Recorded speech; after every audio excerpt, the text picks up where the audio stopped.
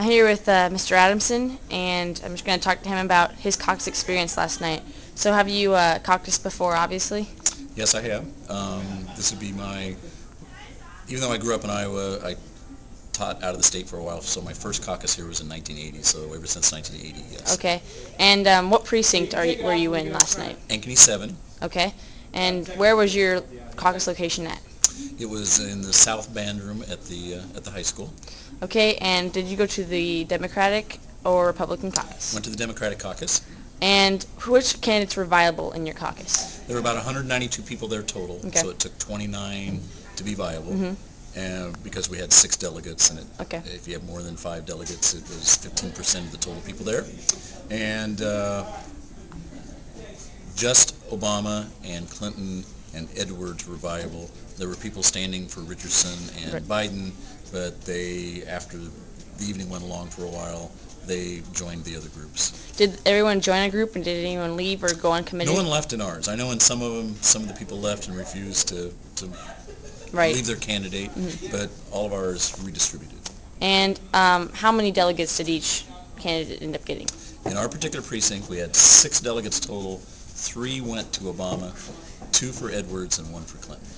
And was there anything different about this caucus? Some people are saying that they felt like there was a bigger turnout. Did you notice any difference in your caucus at all, or anything specific? We had a larger turnout.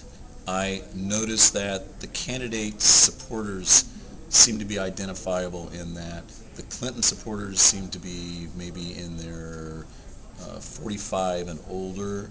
The Edwards was kind of the same age group, but the Obama supporters seemed to have a lot of independents and young people and even some Republicans that had changed party, and older people, so they had a very diverse mix, it seemed like. Right. And as far as just like the election in general, how do you see it going in like New Hampshire and some of the other primaries and caucuses that are coming up? Like, do you see like the same thing happening, and is it going to be different for Republicans or Democrats, or? I think every state has a different makeup in terms of the kind of people who make up the state with different issues and different viewpoints. So I think each state's going to have a little different take on the candidates. Iowa usually kind of winnows out the field.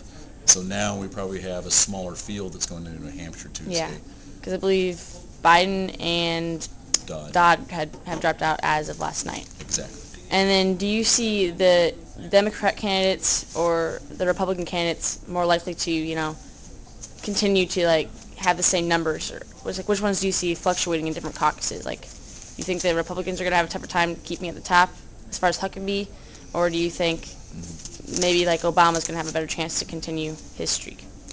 Well, I guess the Democrats seem really energized right now, and they had a bigger turnout here in Iowa than the Republicans, but they usually do. I think the Republicans are just trying to figure out who they want to have as a candidate. They seem a little bit more confused about that. I still think Clinton and Edwards and Obama, it's kind of anybody's games right now. Sure, Obama's going into New Hampshire with some momentum. But we'll see what happens. And then just in general, do you feel like America is going to be leaning toward a Democrat or a Republican this year, or do you think it really depends on the candidate? Right now, like I said, it seems like the Democrats have a lot of energy and are very optimistic. However, the last few elections have always come down to, no matter who is leading early, it comes down to it being very, very close. And I think the next one will be very, very close. Yeah. Okay, this is Mr. Adamson talking here at Ankeny High School. Once again, this is Laura Arneson, and I'm filming here for YouTube and the Des Moines Register. Thank you.